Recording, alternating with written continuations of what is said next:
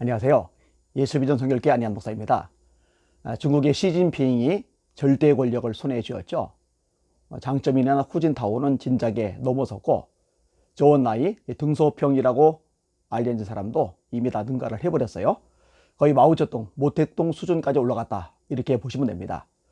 문제는요, 이 시진핑이 절대 권력을 잡고 나서 기독교 박해가 굉장히 심각해졌다는 겁니다. 십자가 많이 끌어내렸죠. 종탑 부서뜨렸잖아요. 심지어 예배당 많이 폐쇄시켰습니다. 봐주던 삼자교회들도 박해가 아주 심해졌어요. 종교의 자유가 거의 없다고 봐도 좋을 만큼 심각한 상황입니다. 이제 코로나로 어려움을 당하는 중국의 기독교인들에게 또 돈 가지고 압박을 가하고 있어요. 이게 상당히 심각한 문제가 아닐 수가 없습니다. 신앙인들에게 예수님의 초상화를 포기하고 마오쩌둥이나 시진핑의 사진을 걸어라, 그렇게 하자면 정부에서 지원하는 거 다 끊어버리겠다, 이렇게 나오는 거예요. 자, 몇 가지 예를 소개하겠습니다. 중국 공산당 당국자들이 산시성 북부 린폰시에 소재한 한 기독교인의 집을 방문했어요. 그 사람은 그 당시에 정부 수당, 사회복지수당을 받고 있었습니다. 근데 당국 관계자가 집안에 설치된 십자가 등 종교적 상징이나 그림을 공산당 지도자들의 것으로 바꿔라, 이렇게 명령을 내렸어요. 만약 따르지 않을 경우 수당 지급을 중단하겠다, 이렇게 협박을 했습니다. 그 지역 목회자가 비오 윈터와 인터뷰한 말이 이겁니다. 마을의 빈곤층 기독교인들은 마오쩌둥의 초상화를 전시하라는 명령을 받았다. 정부는 우리 신앙을 없애려 노력하고 있다. 그들은 예수님 대신 신이 되려고 한다. 이런 압박에 무너지는 사람들이 생기죠. 먹고 살기가 막연한데 돈 끊는다니까 신앙을 포기하는 거죠. 그리고 돈을 선택하는 거죠. 빈곤층 기독교 가정은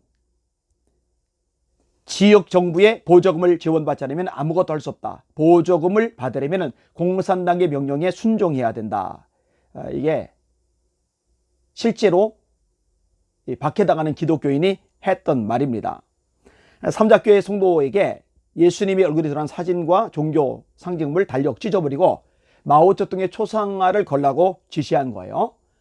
그런데 여기에 굴복을 한 거죠. 왜냐면 굴복하지 않으면 수당이 안 나오니까, 수당이 안 나오면 먹고 살 길이 없으니까. 이런 중국은요, 공산당 소수가 거의 모든 나라의 부를 독점하고 있고요, 상당수, 대다수 국민들은 빈곤 생활 속에 굴러 떨어져 있어요. 그러니까요, 뭐 평등, 이거 웃기는 얘기입니다.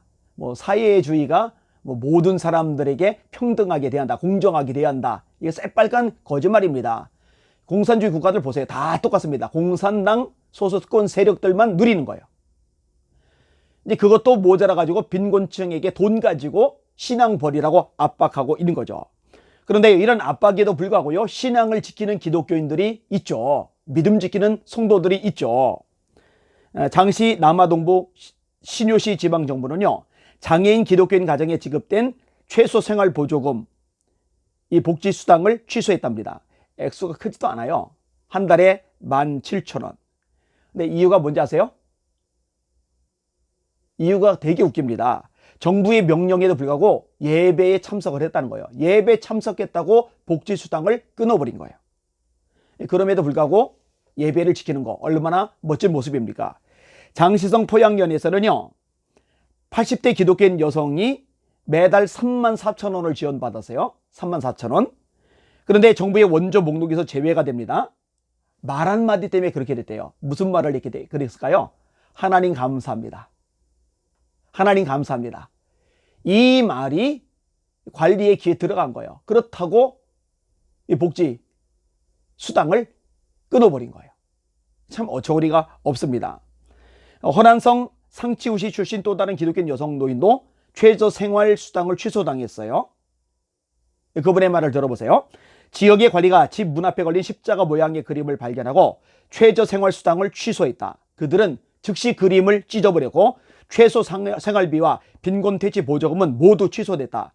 나는 당뇨병을 앓고 있어 정기적으로 주사를 맞아야 하는 상황이다. 이게 사회주의입니다. 이게 공산주의입니다. 지금은 더 나가고 있죠. 성경까지 사회주의식으로 바꾸려고 하고 있죠. 장단건데 하나님께서 다루실 겁니다. 심판받고 말 겁니다. 이 교만한 거죠. 교만은 대가를 치르게 되어 있습니다. 한국교회 교인들은요, 중국교회 교인들에게 배워야 됩니다. 예배를 드리면 수당이 끊겨요. 수당이 끊기면 먹고 살 길이 막막해요. 굶어 죽어야 돼요. 그런 줄 빤히 알면서도 예배를 드리러 가다가 수당이 끊어진 기독교인의 얘기를 들으면서 뭔가 와닿는 게 없어요? 우리는 예배를 드리러 간다고 돌이 아예 끊기는 게 아니에요. 굶어 죽는 게 아니에요. 그런데 사람들의 눈치가 두려워서, 이 언론의 여론이 두려워서, 정치 권력이 두려워서, 사실 그런다고 수당 끊는 것도 아니고 감옥에 가둔 것도 아니고 고문을 가하는 것도 아니고 죽임을 당하는 것도 아닌데 그런 것들이 두려워서 예배를 자발적으로 안 드리잖아요. 예수님이 뭐라고 말씀하셨어요? 몸은 죽여도 영혼은 능히 멸하지 못하는 사람을 두려워하지 말고 오직 너희 몸과 영혼을 능히 지옥에 멸하실 수 있는 그를 두려워해라. 참새 2마리가 한 아사리온에 팔리지 않느냐? 그러나 너희 천부께서 허락하지 아니하시면 그 하나라도 땅에 떨어지지 아니하리라.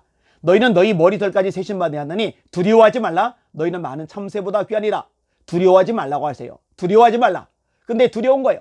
가족도 두려운 거예요. 동네 사람들도 두려운 거예요. 정치 권력자들도 두려운 거예요. 언론도 두려운 거예요. 예수님은 두려워하지 말라고, 참새도 주님 허락 없이는 땅에 안 떨어진다고 말씀하시는데 이 주님 말씀 놔버리고 그냥 겁에 질려가지고 눈치만 보고 비유만 마시며 살아가는 거예요. 이러면 안 됩니다. 이러면 안 됩니다. 예배에 목숨을 한번 걸어보세요. 다니엘처럼 말입니다. 믿음을 지키기 위해서, 말씀을 지키기 위해서 목숨을 걸어보세요. 사드랑, 메삭, 아벤느고처럼 말입니다. 중국이 참 얄밉죠. 여러모로 얄밉죠. 우리나라를 참 많이 힘들게 해요. 그럼에도 불구하고 중국 기독교인들까지 박해당하는 그들까지 우리가 얄미워해서는 안 됩니다. 그들은 우리 형제 자매입니다. 한 아버지를 두고 있잖아요. 그들을 위해 기도해야 됩니다. 하나님 용기를 주세요. 믿음 떨어지지 않게 해주세요. 핍박과 환난 속에도 신앙을 지켜나가게 해주세요. 하나님만 바라보고 돌파하는 믿음의 성도들 되게 하여 주시옵소서. 중요한 것은 이제 대한민국인데요. 우리 대한민국이 자꾸 사회주의로 가고 있죠. 헌법에서 자유를 빼려고 그래요. 지금 만들어지는 법안들 보세요.